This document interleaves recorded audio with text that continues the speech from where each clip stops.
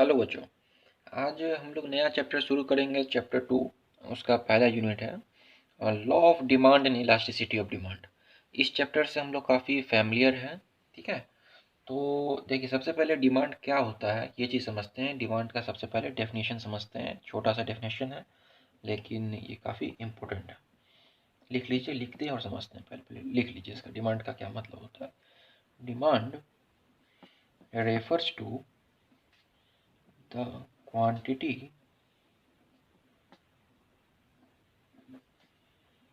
of a good that consumers are willing and able to purchase at various prices during a given period of time. ठीक है, देखिए क्या होता है बच्चों कि सबसे पहले डिमांड होता क्या है। डिमांड का मतलब होता है मांग। मांग कब होगा, जब भी हम हमारे डिमांड मांग किसे कहते हैं ये समझ लेते हैं कि हम जैसे कि demand refers to the quantity of a good that consumers are willing. Willing के साथ साथ एबलनेस भी होना चाहिए। Willing as well as able. Willing मतलब कि वो मतलब कि क्या क्या चाहता है वो लेकिन उसके पास एबल उतना सक्षम है कि नहीं, तो वो एबल के अंदर आता है। और विलिंग होता है उसका ड्रीम, एक तरह से कह सकते हैं। वो उतना चाहता है लेकिन वो उतना कैपेबल नहीं है, तो एबल हो गया। To purchase at various price during a given period of time. ठीक है, इसको एक छोटा सा मतलब कि एग्जाम्पल लेके समझ सकते हैं। जैसे कि कोई एक आदमी है, ठीक है, कोई एक आदमी है। 1 जनवरी का यहाँ पे डेट लिखते हैं। ठीक है, 1 जनवरी से लेकर 31 मार्च तक। ठीक है, कोई एक आदमी है इस समय में, मतलब कि demand refers to the quantity of goods at different at that the consumer are willing.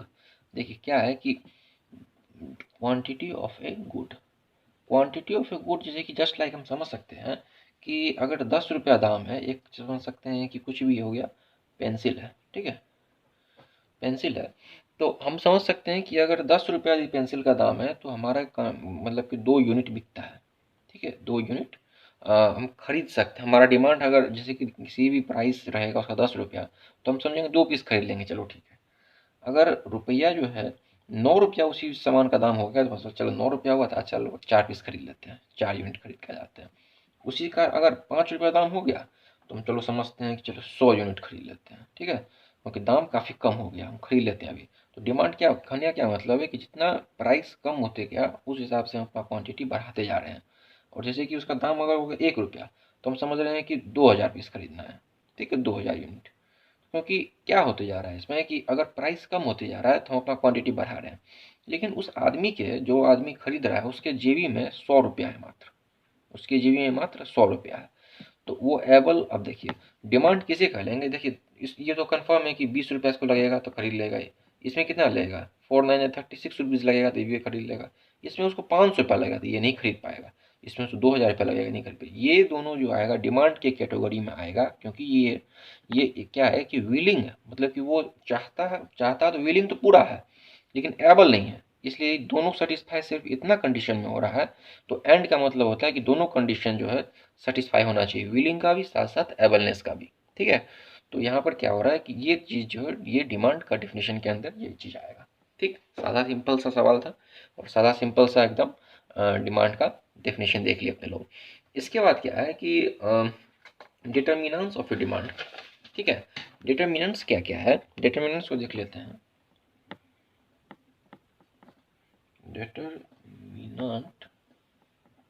Determinants of demand. ठीक है, डिटर्मिनेंट्स ऑफ डिमांड को हम एक सिंपल टर्म में लिख सकते हैं कि फैक्टर अफेक्टिंग द डिमांड। ठीक है, फैक्टर अफेक्टिंग डिमांड। ठीक, डिमांड को क्या क्या कौन से फैक्टर है जो डिमांड को अफेक्ट कर सकती है। ठीक है, वो 4 5 हम लोग पढ़ते हैं और उस चीज़ को समझते हैं।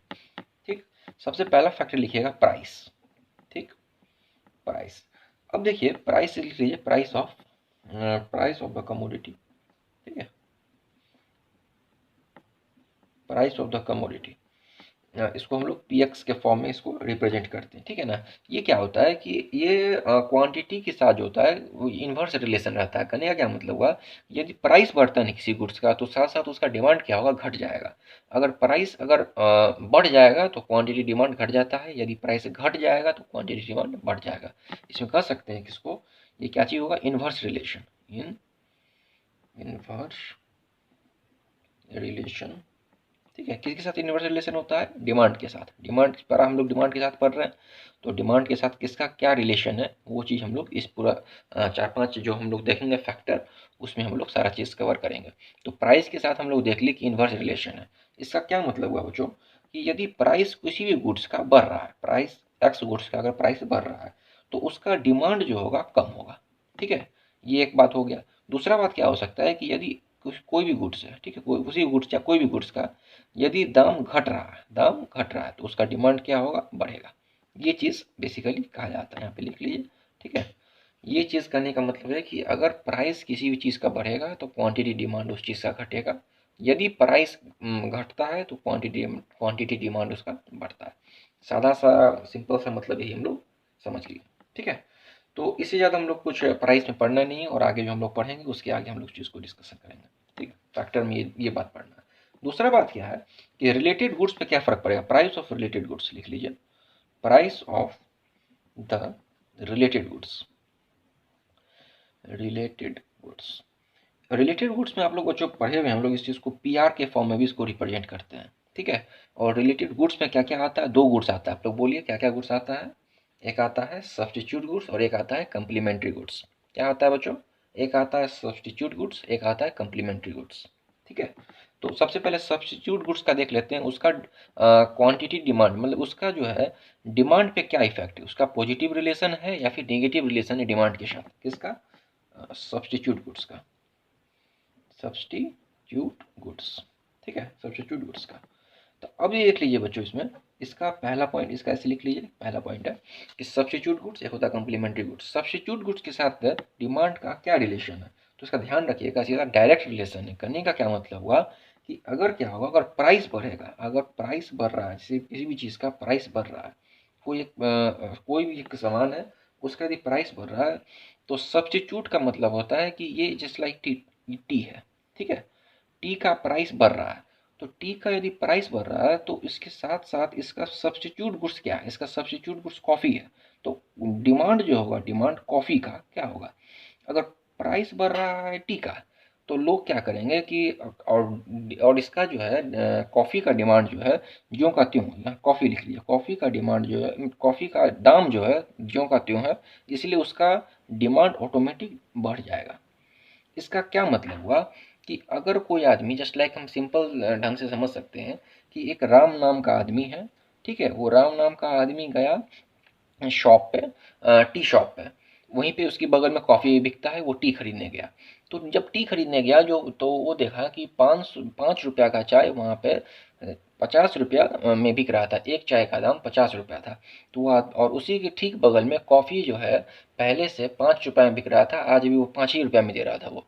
तो वो सोचा कि हम जो है कोई भी आदमी, एक रैशनल कंज्यूमर क्या सोचेगा कि हम कॉफ़ी 50 रुपये में पियेंगे, इससे बेहतर है कि हम बगल में कॉफ़ी मिल रहा है 5 रुपये में, वो जाके पी लें। तो इसका क्या मतलब हुआ कि अगर टी का दाम बढ़ता है तो कॉफ़ी के डिमांड पे क्या होगा, उस पर ही फर्क आएगा। अगर प्राइस बढ़ गया टी का लेकिन कॉफ़ी का डिमांड ज्यों का त्यों है, सॉरी, कॉफ़ी का प्राइस ज्यों का त्यों है, तो ऑटोमेटिक उसका डिमांड क्या होगा, बढ़ जाएगा। ये साधारण सा सिंपल सा मतलब हुआ सब्स्टिट्यूट गुड्स का, ठीक है। इतना सिंपल ढंग से समझ लिए आप लोग। इसमें यहाँ पे लिख लीजिए कि इसका डायरेक्ट रिलेशन होता है, डायरेक्ट रिलेशन किसके साथ, सब्स्टिट्यूट गुड्स के साथ, ठीक। इसी में आता है कम्प्लीमेंट्री गुड्स, ठीक है, कम्प्लीमेंट्री गुड्स। कम्प्लीमेंट्री गुड्स में क्या होता है बच्चों कि अगर इसमें इन्वर्स रिलेशन होता है। इन्वर्स रिलेशन का क्या मतलब होता है कि अगर किसी भी प्रोडक्ट का प्राइस बढ़ता है, प्राइस अगर बढ़ता है तो ऑटोमेटिक उसका जो है डिमांड भी क्या होगा, डिमांड घटेगा। कहने का क्या मतलब हुआ कि एक सिंपल ढंग से अगर ये पेन है, ठीक है, ये पेन है, इस पेन का अगर रिफ़िल का दाम अगर रिफ़िल का दाम 2 रुपया है और ऊपर का सारा कवर का दाम पड़ता है 3 रुपया, कि 5 रुपया का पेन है, ठीक है। तो अगर रिफ़िल का दाम 2 रुपया जो था, सॉरी, रिफ़िल का दाम 2 रुपया और ऊपर कवर का दाम 3 रुपया, तो टोटल 5 रुपया का पेन हुआ। तो इसमें क्या, अगर रिफ़िल का दाम 20 रुपया हो जाए, अगर रिफ़िल का दाम 20 रुपया हो जाए और ऊपर कवर का दाम 3 ही रुपया रहे, तो ओवरऑल कॉस्टिंग इसका क्या हो जाएगा, 23 रुपीज़ हो जाएगा। तो कहने का क्या मतलब हुआ, ये कम्प्लीमेंट्री गुड्स है, रिफ़िल और पेन। मतलब कि अगर रिफ़िल का दाम बढ़ता है तो ओवरऑल पेन का भी दाम बढ़ेगा। तो कहने का क्या मतलब हुआ कि अगर रिफ़िल का दाम बढ़ रहा है तो पेन का भी दाम बढ़ रहा है, और पेन का दाम यदि बढ़ेगा तो पहला चीज़ में हम लोग क्या पढ़े हैं कि अगर किसी गुड्स का दाम बढ़ता है, दाम अगर प्राइस बढ़ता है तो उसका क्वांटिटी डिमांड क्या होता है, घटता है। मतलब कि अगर उसका डिमांड क्या होगा, घटेगा। सीधा सा मतलब हुआ कि ये इन्वर्स के साथ साथ चलेगा। जैसे कम्प्लीमेंट गुड्स जो होता है ये इन्वर्स के साथ साथ चलता है। अगर प्राइस बढ़ता है किसी भी चीज़ का, अगर प्राइस बढ़ रहा है किसका, अगर प्राइस बढ़ रहा है किसी भी चीज़ का, तो कोई भी मतलब उसका कम्प्लीमेंट्री गुड्स का, तो उसका क्या होगा, उसका क्वांटिटी डिमांड जो होगा, उसका जो डिमांड होगा वो ऑटोमेटिक क्या होगा, घटेगा। जैसे कि ये इसके साथ चल रहा है, ठीक उसी प्रकार कम्प्लीमेंट्री गुड्स के साथ भी वैसा ही चलेगा। यहाँ पे लिख लीजिए बच्चों कि इनवर्स रिलेशन, ठीक है, इनवर्स रिलेशन इसके साथ होता है। तो बेसिकली क्या है ना कि इसमें अगर किसी भी, हम लोग अभी समझ लिए एग्जांपल पेन का देके, और ठीक उसी प्रकार दूसरा एग्जांपल हम लोग देके समझ सकते हैं कि पेट्रोल और कार, ठीक है। अगर पेट्रोल का दाम बढ़ रहा है तो ऑटोमेटिक क्या होगा कि कोई भी चीज़ का, कार का भी दाम ऑटोमेटिक, जैसे कि प्राइस बढ़ रहा है पेट्रोल का, अब पेट्रोल का दाम बढ़ रहा है तो अब लोग क्या सोचेगा कि कार ज़्यादा खरीदना चाहेगा कि कम खरीदना चाहेगा, ऑब्वियसली कम खरीदना चाहेगा। तो वो मतलब कहीं ना कहीं वो इफेक्ट जो है उसके कम्प्लीमेंट्री गुड्स पे पड़ता है, ठीक है। तो ये साधारण सा मतलब था कम्प्लीमेंट्री गुड्स का। अब हम लोग देख लेते हैं इनकम फ्रॉम कंज्यूमर, चाहे इनकम ऑफ ए कंज्यूमर, ठीक है। एक नया पॉइंट डाल लीजिए बच्चों, देखिए, इनकम ऑफ कंज्यूमर। कंज्यूमर का इनकम पे क्या क्या इफेक्ट हो सकता है, जैसे कि इससे क्या क्या प्रभाव पड़ सकता है हमारी डिमांड पे। कंज्यूमर का अगर इनकम जो है बढ़ रहा है और घट रहा है, उससे क्या फ़र्क पड़ेगा हमारे डिमांड पे, हमारे गुड्स के डिमांड पे क्या फ़र्क पड़ेगा। जैसे कि इसको, इनकम को हम लोग रिप्रेजेंट करते हैं कैपिटल वाई से, ठीक है, इस चीज़ को ध्यान रखिएगा। अब इसके बाद क्या है ना कि नॉर्मल गुड्स, इसमें 3 टाइप का गुड्स होता है। 3 गुड्स पे, जैसे कि जस्ट लाइक हम समझ सकते हैं, एक बढ़िया गुड्स, एक खराब गुड्स और एक आवश्यक गुड्स, बहुत ही आवश्यक है। मतलब कि समझ सकते हैं, एक हो गया नॉर्मल गुड्स, एक हो गया इन्फीरियर गुड्स, एक हो गया आपको नेसेसरी गुड्स, ठीक है। तो पहला हम लोग समझ लेते हैं नॉर्मल गुड्स। नॉर्मल गुड्स, ठीक, एक नॉर्मल गुड्स हो गया, एक इन्फीरियर गुड्स हो गया, इन्फीरियर गुड्स हो गया, ठीक है, और एक हो गया नेसेसरी, वो आवश्यक है, नेसेसिटी गुड्स। अब देखिए तीनों पे क्या क्या प्रभाव पड़ता है वो चीज़ हम लोग देख लेते हैं, एक नॉर्मल, एक इन्फीरियर और एक नेसेसिटी। अब देखिए नॉर्मल गुड्स क्या होता है कि जो साधारण गुड्स, जो बढ़िया गुड्स। अब किसी कंज्यूमर का अगर इनकम बढ़ रहा है, अगर कंज्यूमर का इनकम बढ़ रहा है, इनकम को हम लोग डिनोट किए हैं वाई से, ठीक है। अगर किसी भी कंज्यूमर का इनकम बढ़ रहा है तो वो ज़्यादा खर्चा करेगा, वो मतलब कि वो क्वांटिटी भी जो क्या करेगा, ज़्यादा खर्चा करेगा, ठीक है ना। जैसे कि जस्ट लाइक कंज्यूमर का इनकम 100 रुपया था, 100 रुपया से 200 रुपया हो गया, तब वो चाहेगा कि हम अपना जो डिमांड से थोड़ा सा और जो ज़्यादा बढ़िया से बढ़िया सामान खरीदें। हो सकता था कल वो खाता था 10 रुपया किलो का कोई एक सामान, और आज उसका बढ़िया क्वालिटी का 20 रुपये किलो बिक रहा है, लेकिन उसे देख रहा है कि ये मेरा जो है इनकम बढ़ गया है, तो वो बढ़िया से बढ़िया सामान खाने का प्रयास करेगा। वो खा रहा था नॉर्मल इसमें ऑयल में सामान, अगर हम देख रहा है कि ओलिव ऑयल में सामान खाएंगे तो मेरे हेल्थ के लिए काफ़ी अच्छा है और काफ़ी मतलब कि बेहतर रहेगा, हमारे हेल्थ को, हेल्थ कॉन्शियस को ध्यान में रखते हुए अगर नॉर्मल गुड्स वो खा रहा है ओलिव ऑयल, तो कहीं ना कहीं वो खाने का मतलब है कि वो बेहतर, पहले से सामान बेहतर खा रहा है, अगर उसका इनकम बढ़ता है तो, ठीक है ना। तो कहने का क्या मतलब हुआ कि अगर किसी आदमी का इनकम बढ़ रहा है तो वो बढ़िया से बढ़िया सामान ज़्यादा से ज़्यादा खाएगा और ज़्यादा से ज़्यादा उस चीज़ को का डिमांड करेगा, ठीक है। इन्फीरियर गुड्स का क्या मतलब होता है इसमें, देखिए नॉर्मल गुड्स में किस क्या रिलेशन हो गया है, अगर इनकम बढ़ रहा है तो साथ साथ उसका क्वांटिटी भी, डिमांड भी उसका साथ साथ बढ़ रहा है। तो डिमांड बढ़ रहा था क्या मतलब हुआ कि डायरेक्ट रिलेशन है, कौन सा रिलेशन है, डायरेक्ट रिलेशन। अब देखिए इन्फीरियर गुड्स में क्या होता है, इन्फीरियर गुड्स का मतलब होता है कि थोड़ा सा डाउन सामान, थोड़ा सा बी ग्रेड, बी ग्रेड का इन द सेंस समझ सकते हैं कि थोड़ा सा सामान इन्फीरियर गुड्स, तो खराब सामान, जो नॉर्मल गुड्स से खराब सामान को कहते हैं इन्फीरियर गुड्स। कोई आदमी है उसका इनकम कम है, तो अगर किसी आदमी का इनकम कम है तो वो चाहेगा कि अब चलो हम तो नॉर्मल गुड्स नहीं खा पाएंगे, तो चलो इन्फीरियर गुड्स खा सकते हैं, तो इन्फीरियर गुड्स ही खरीदेगा। तो अगर किसी आदमी का अगर इनकम बढ़ता है, तो इनकम बढ़ेगा तो सोचेगा कि इन्फीरियर गुड्स हम काहे खाएंगे, हम खाएंगे नॉर्मल गुड्स, बढ़िया गुड्स खाएंगे। नॉर्मल इन द सेंस यहाँ बढ़िया हुआ, इन्फीरियर इन द सेंस थोड़ा खराब हुआ, ठीक है। तो अगर किसी भी आदमी का इनकम बढ़ता है तो वो खराब गुड्स कम खाएगा, वो खराब गुड्स का क्वांटिटी क्या करेगा, वो डिमांड क्या करेगा, कम करेगा। तो वही साधारण सा मतलब यही हुआ कि अगर किसी गुड्स का अगर किसी आदमी का इनकम बढ़ रहा है तो वो खराब सामान कम खाएगा, वो नॉर्मल सामान खाएगा। यहाँ पे इनडायरेक्ट रिलेशन हो जाएगा, ठीक है। इनडायरेक्ट मतलब इनवर्स रिलेशन, इनवर्स रिलेशन, ठीक है। इसमें लिख लीजिए ऐसे। और देखिए नेसेसरी गुड्स में क्या होता है बच्चों, कि अगर किसी आदमी का इनकम थोड़ा बढ़ भी गया या घट भी गया तो कोई खास प्रभाव नहीं पड़ता नेसेसरी गुड्स पे, उसका कोई खास प्रभाव नहीं पड़ता। नेसेसरी गुड्स के अंदर आता है मेडिसिन। अगर किसी आदमी को डायबिटीज़ है तो वो डायबिटीज़ का दवा बराबर रेगुलर ले रहा है, तो उसके इनकम थोड़ा बढ़ भी गया घट भी गया, वो एक रेगुलर जो दवा ले रहा है वो दवा लेगा ही लेगा, ठीक है ना। ऐसा नहीं है कि अगर उसका इनकम बढ़ गया तो वो ज़्यादा खा लेगा दवा या कम खा लेगा इनकम कम है, तो ऐसा नहीं, ठीक है। नेसेसरी गुड्स के अंदर नमक भी आता है, जस्ट लाइक नमक का दाम कम था तो लोग कम खा रहे थे, वो लोग नॉर्मल खा रहे थे। और वही अगर दाम ऐसा घट गया तो ऐसा नहीं है कि 1 किलो तुरंत फाँक लेगा, वैसा नहीं हो सकता है। तो कहने का क्या मतलब हुआ कि नेसेसरी गुड्स में कोई खास प्रभाव नहीं पड़ता है, ठीक है ना।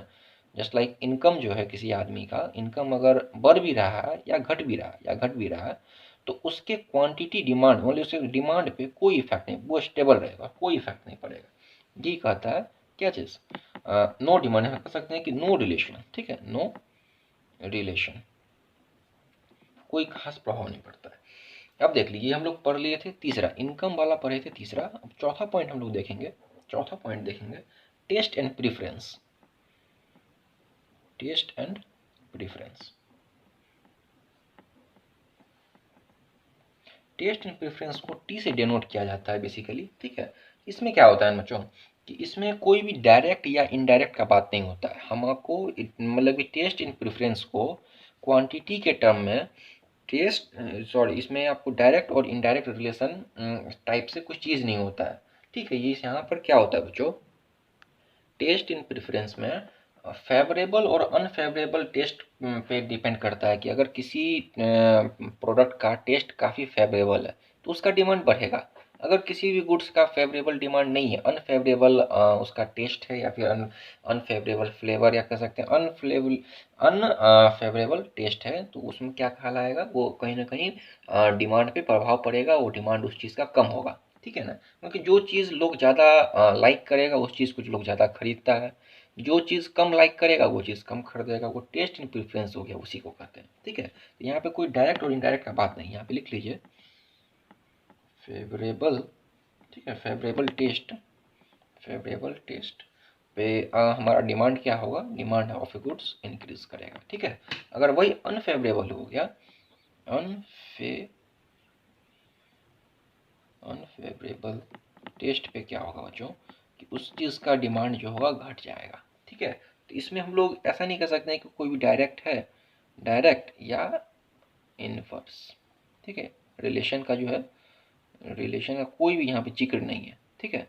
यहाँ पे कोई भी इस टाइप का जिक्र नहीं है, डायरेक्ट और इनडायरेक्ट। यहाँ पे ऐसे क्या कीजिए, इसको ऐसे लीजिए और ऐसे काट लीजिए। मतलब कहने का क्या मतलब हुआ कि डायरेक्ट और इनडायरेक्ट का बात नहीं करता टेस्ट एंड प्रेफरेंस, यहाँ फेवरेबल और अनफेवरेबल की बात होती है, ठीक है। और यहाँ पर क्या होता है कि डेमोन्स्ट्रेशन इफेक्ट होता है, यहाँ पे लिख लीजिए डेमोन्स्ट्रेशन इफेक्ट, एग्जाम में कभी कभी आता है, डेमोन्स्ट्रेशन इफेक्ट।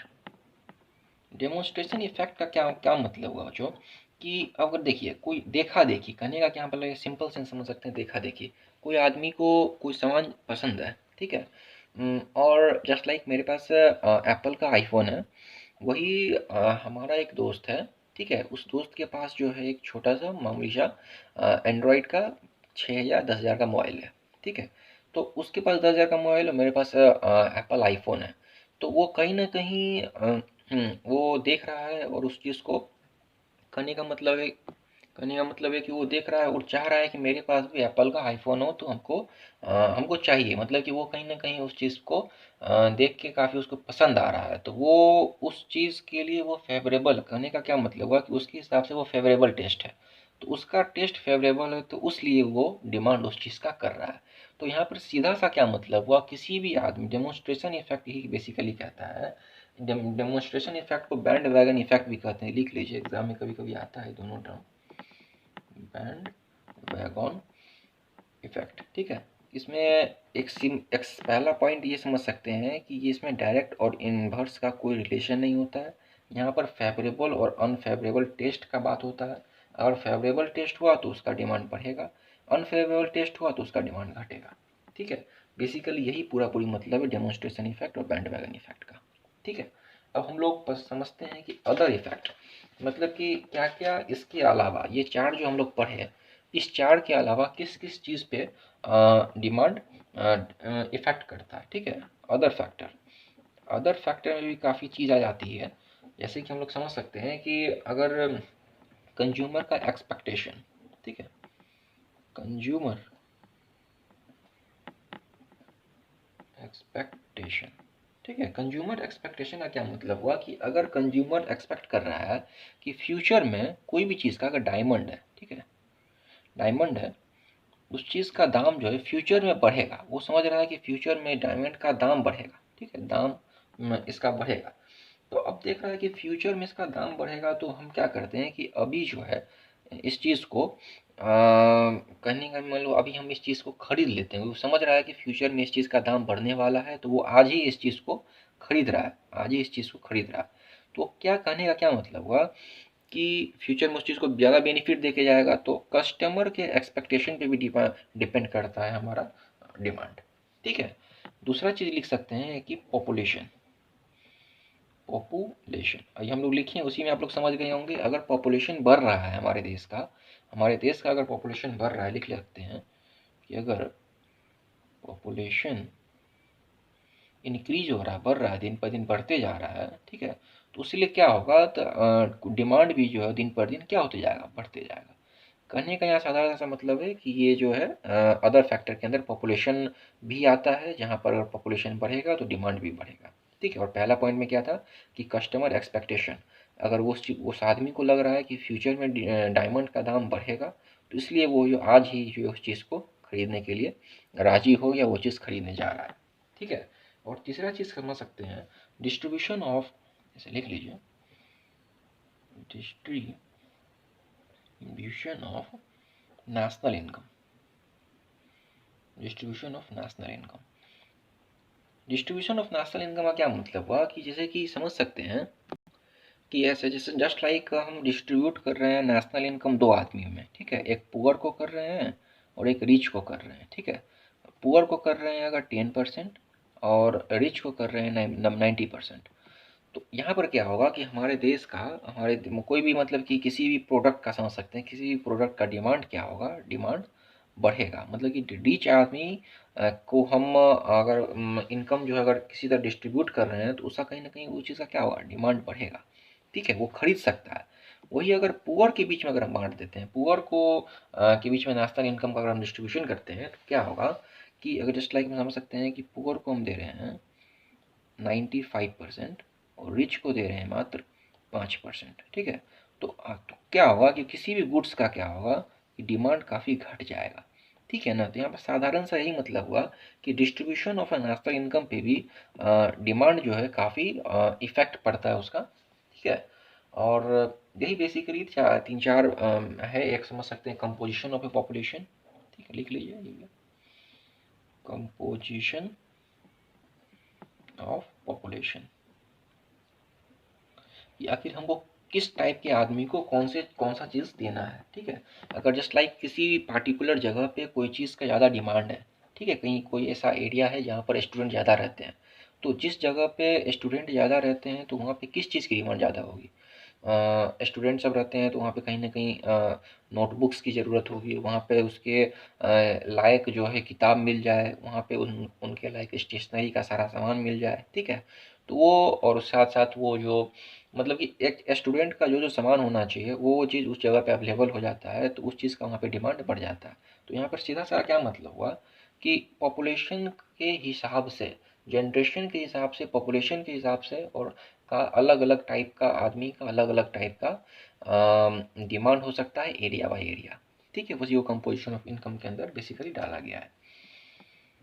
लास्ट हम लोग देख लेते हैं एक क्रेडिट फैसिलिटीज़, ठीक है। अगर किसी एरिया में अगर हम जस्ट लाइक समझ सकते हैं कि अगर कोई भी company company in the sense समझ सकते हैं कि कोई भी बैंक अगर लोन जो है सस्ता इंटरेस्ट में दे रहा है, मतलब कि इंटरेस्ट रेट जो है काफ़ी कम ले रहा है, तो लोग क्या करेगा कि पैसा मतलब कि तो उस चीज़ को क्या करेगा, लोग ज़्यादा से ज़्यादा लोन लेगा, लोन ज़्यादा लेगा तो पैसा लोग के हाथ में ज़्यादा आएगा। तो जब पैसा ज़्यादा आता है तो लोग क्या करेगा, खर्च करेगा, तो डिमांड ऑटोमेटिक बढ़ेगा, ठीक है। तो कहीं ना कहीं अगर लोन सस्ता हो जाता है, लिख लीजिए यहाँ पर एक लोन अगर सस्ता इंटरेस्ट में मिल जाता है, ठीक है, अगर सस्ता इंटरेस्ट में मिल जाता है, इंटरेस्ट पर मिलेगा, इंटरेस्ट में मिलेगा, तो समझ सकते हैं कि उस चीज़ का क्या होगा, इसलिए डिमांड क्या होगा, बढ़ेगा, डिमांड बढ़ेगा।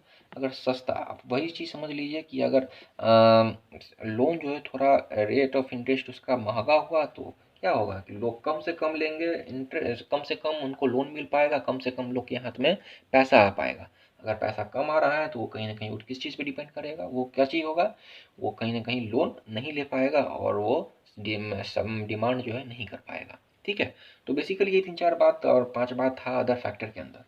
तो अभी हम लोग क्या क्या पढ़े उस चीज़ को एक छोटा सा समरी के हिसाब से हम लोग समझ लेते हैं, ठीक है। तो क्या क्या हम लोग अभी जस्ट पढ़े हैं उस चीज़ को देख लीजिए एक बार।